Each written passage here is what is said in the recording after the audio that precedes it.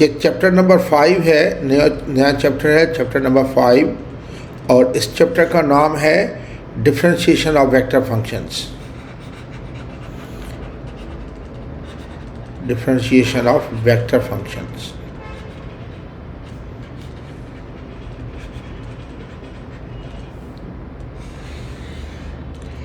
मैं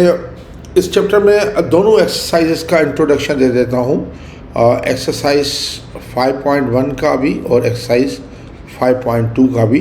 दोनों का इंट्रोडक्शन दे देता हूँ मैं। और इसमें सिंपल चीज़ें हैं और हम करेंगे, फार्मूलाज को प्रूव करने की हमें ज़रूरत नहीं है, या फार्मूला को प्रूव नहीं करेंगे, हम सब फार्मूला करेंगे, क्योंकि ये इतना वही फार्मूला बिल्कुल उसी तरह प्रूव होंगे जिस तरह हैं। तो मैं सिर्फ चीज़ें डिस्कस करूँगा। सबसे पहले मैं बता रहा हूँ कि आपका कोई भी वेक्टर फंक्शन होता है तो उसका इस तरह लिखा जाता है, R T is equal to, ये होता है जी फंक्शन होता है टी के टर्म्स में, ये आई वेक्टर, और प्लस एफ फंक्शन होता है टी के टर्म में जे फैक्टर, और प्लस ये हमारा होता है एच फंक्शन होता है टी के फैक्टर। अब देखें इसकी डोमेन कैसे मालूम करते हैं हम लोग। डोमेन अगर चाहिए तो हम डोमेन जीटी की भी मालूम करेंगे, डोमेन ऑफ जीटी, और इसकी भी डोमेन मालूम करेंगे, डोमेन ऑफ एफटी, और इंटरसेक्शन इसकी डोमेन करेंगे डोमेन ऑफ एचटी।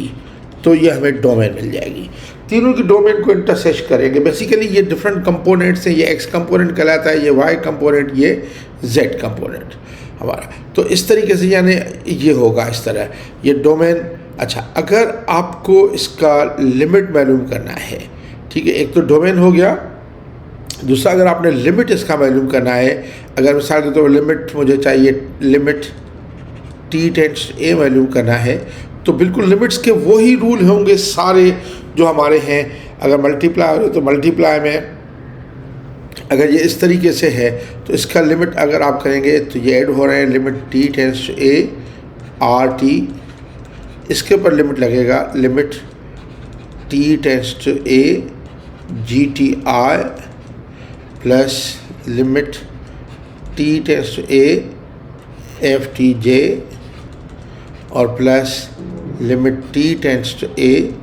और एच टी के, इस तरह लिमिट लगेगा। हर लिमिट के भी वही फार्मूले हैं जो इसमें हैं, चाहे ऐड हो रहे हो चाहे सब्ट्रैक्ट हो रहे हो। अगर दो फंक्शंस हैं, मिसाल के तौर पर एक आई और जे में मल्टीप्लाई भी हो रहे हैं, डिवाइड भी हो रहे हैं, तब आपके लिमिट्स के वही रूल होंगे, हर किसी के ऊपर सेपरेट। वेक्टर को वेक्टर रखते जाएंगे और बाई करेंगे। मिसाल के तौर पर अगर दो डॉट प्रोडक्ट की वेक्टर है, देखें अगर लिमिट टी टेंड्स टू 0 है, एक वेक्टर है आर टी और डॉट है सपोज एस टी वेक्टर, ये डॉट प्रोडक्ट है दोनों वेक्टर्स की, तो इसके लिमिट कैसे लगाएंगे, इसके पर या तो पहले इसकी डॉट प्रोडक्ट कर लें, फिर सिंपल जिस तरह होता है, क्योंकि आई जे को तो ख़त्म हो जाएगा डॉट प्रोडक्ट में, ठीक है। लेकिन आप अगर चाहें तो इसको ऐसे भी कर, limit delta T tends to 0 R T पर लिमिट लगाएं, डॉट लगाएं, वही निशानी रखें, और लिमिट टी टेंड्स टू 0 और एस टी लगा दें लिमिट। अगर मिसाल के तौर पर आपका ये लिमिट है, limit T tends to 0 constant है और कोई वेक्टर फंक्शन को मल्टीप्लाई कर रहा है, तो कांस्टेंट सेपरेट कर दें और लिमिट कर दें T tends to 0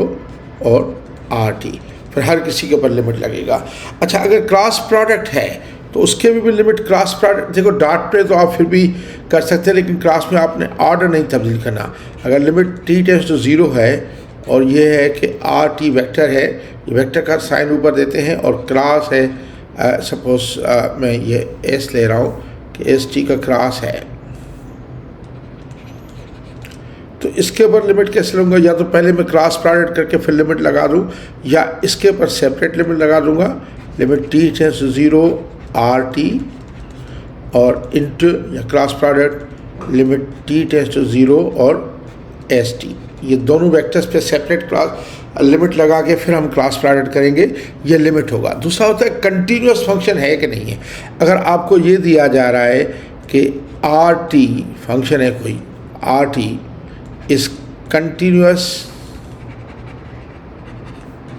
at T is equal to A or not. तो इसके लिए कंटिन्यूस के लिए क्या करते हैं, पहले तो देखते हैं कि टी की जगह ए पुट कर दें, आर ए डिफाइंड होना चाहिए, फर्स्ट थिंग है आर ए डिफाइंड होना चाहिए। दूसरी बात ये है कि अगर ये लिमिट जो है, limit T tends to A R T में लगाया जाए और ये आर ए की वैल्यू सेम हो जाए, तो हम कहेंगे ये आर टी जो है vector function r t continuous है at T is equal to a पे, ये कंटिन्यूस निकालेंगे। बाकी रहा डिफ्रेंशिएशन का सवाल, तो डिफ्रेंशिएशन आप देखिए कि मैं आपको बता रहा हूँ, डिफरेंशिएशन का सिंपल प्रिंसिपल है, जिस तरह है आप उसका करें। आप अगर कोई भी वेक्टर है कि आर है, अगर आर आपका टी में दिया हुआ है, ये सपोज एक्स आई है प्लस वाई जे है प्लस जेड के है, तो इसका जो आर यानी आप कहते हैं D R over D T या आर डैश टी, ये एक्स का इसको सेपरेट डेरिवेटिव ले, इसका सेपरेट दे, इसका सेपरेट दे, आई जे के रख दें, ये कहेंगे D x over D T I और प्लस डी वाई और डी टी जे और प्लस डी जेड और डी टी के सिंपल। अगर दो फंक्शंस मिसाल के तौर पर ये आपके ऐड हो रहे हैं, ये आपके ऐड हो रहे हैं, कोई ये एक फंक्शन है सपोज ये y के टर्म है, तो इसका D Y by D T जो करेंगे, ये वेक्टर का सिंबल इसके पर आएगा, ये आप इसका सेपरेट ले लें डेरिवेटिव टी आर वेक्टर में D R by D T, T का फंक्शन है, ये टी लिखे ना लिखे इधर, इस नहीं बस D R by D T, इसका सेपरेट, और ये अगर प्लस है या माइनस है तो प्लस या माइनस ये कहते हैं T S over D T. इसी तरह देखिए वही रूल्स हैं जो बिल्कुल अलजेब्रा के हैं, सब आई में, जे में, के में होगा, बात ख़त्म। अगर आपका मिसाल के तौर पर आपका एक फंक्शन है, सपोज कि आपका ये आर टी है, कोई वेक्टर फंक्शन आर टी, वो बराबर है के कांस्टेंट है, ए लिखता हूँ उधर में क्योंकि उसमें आ जाता है, ये लिखता हूँ कि ए स्केलर है और इधर लिखा हुआ है एफ ऑफ टी, तो इसका डेरिवेटिव कैसे देंगे, ये करेंगे D R over D T, ये ए बाहर आ जाएगा, ए बाहर कांस्टेंट है, बाकी इसका डेरिवेटिव लिखेंगे D F over D T. अगर दो functions D by D T, दो फंक्शंस यानी एफ और जी हैं, ऐड हो रहे हैं या सब्ट्रैक्ट हो रहे हैं, तो इसका फार्मूला होगा कि D F over D T plus है तो प्लस माइनस और D G over D T, दो वेक्टर फंक्शन ऐड हो रहे हैं। तो इसका एक और तरीका है कि ये पहले ऐड कर लें आप, आई में, जे में, के में, फिर आप करें। मैं तो हमेशा ऐसे करता हूँ, सारा ये पहले सिंप्लीफाई करते, जो आई वाले उनको सेपरेट डेरिवेटिव लेता हूँ, जे वाले को सेपरेट लेता हूँ, के वाले को सेपरेट लेता हूँ, मेरा एक ही मेथड है वेक्टर्स का और वो हो जाता है। मिसाल के तौर पर अगर आपको डी बाई डी टी ये हो, एक फंक्शन है एफ टी और डॉट जी टी, तो एक तरीका तो ये है कि सबसे पहले इनको आप डॉट प्रोडक्ट ले लें, डॉट प्रोडक्ट लेंगे तो सारे टर्म्स बाकी टी में आ जाएंगे, आई जे के तो ख़त्म हो जाएगा, बाकी डी बाई डी टी में करें। या फिर इसका तरीका ये है कि ये आपका एफ टी सेम और डॉट प्रोडक्ट होगा जी डैश टी का, जी डैश टी, देखिए ये वेक्टर है जी डैश टी, और प्लस ये जी वेक्टर टी सेम और डॉट, लेकिन सॉरी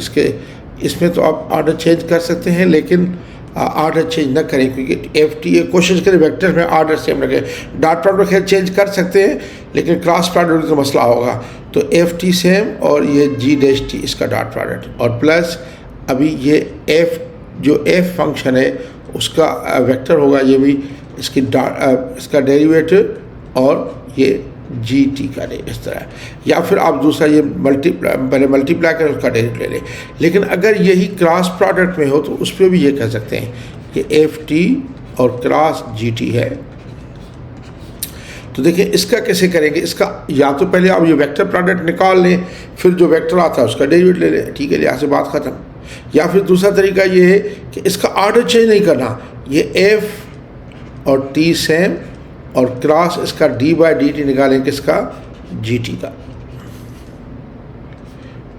प्लस अभी ये देखें ऑर्डर में सेम रखूँगा एफ और टी का क्रॉस प्रोडक्ट में। अब ये इसका डेरिवेटिव निकालूंगा डी बाई डी टी किसका, एफ टी का, और क्रॉस प्रोडक्ट इसका होगा जी टी के साथ, ये दोनों क्रॉस प्रोडक्ट ऐड कर दें, इस तरह हो जाएगा। या इसका सिंपल तरीका मैं तो बिल्कुल सिंपल करता हूँ कि पहले वेक्टर्स को अदरवाइज को सिंप्लीफाई करके बाकी डेरिवेटिव ले लेता हूँ। मेरा तो मेथड ये है। अगर डी बाई डी टी आपका देखो ये है एफ टी वेक्टर में अपॉन फाई है, तो इसका मैं ऐसे लेता हूँ फाई आई जे के जुदा करके लेता हूँ, या आप यू अपॉन वी फॉर्म लगा दें, तो यू अपॉन वी फॉर्म आप लगा दें तभी ठीक है। ये हो जाएगा, ये फाई स्केलर है, फाई स्केलर है, तो ये हो जाएगा 1 अपॉन फाई स्क्वायर। बाकी ये आप ऐसे करेंगे, ये नीचे वाला सेम एफ सेम और ऊपर वाले का डेरिवेटिव, यानी आप एफ डैश टी कर दें ऐसे, और माइनस अब देखें ये एफ टी डैश सेम ऊपर इसका फाई का डेरिवेटिव ले लेंगे D phi by D T या फाई डैश, और ये आ जाएगा एफ वेक्टर टी इस तरह। तो या फिर आप इस तरह, ये देखें ये सब डिफरेंशिएशन के रूल्स होंगे और इस तरीके से हम लोग चलेंगे। तो ये दोनों एक्सरसाइजेस का मैंने बता दिया, बिल्कुल सिंपल है ये आई जे के में सिंप्लीफाई करके करते जाएं, बाकी मैं एक्सरसाइज करूँगा तो आपको समझ आ जाएगी। Thank you very much.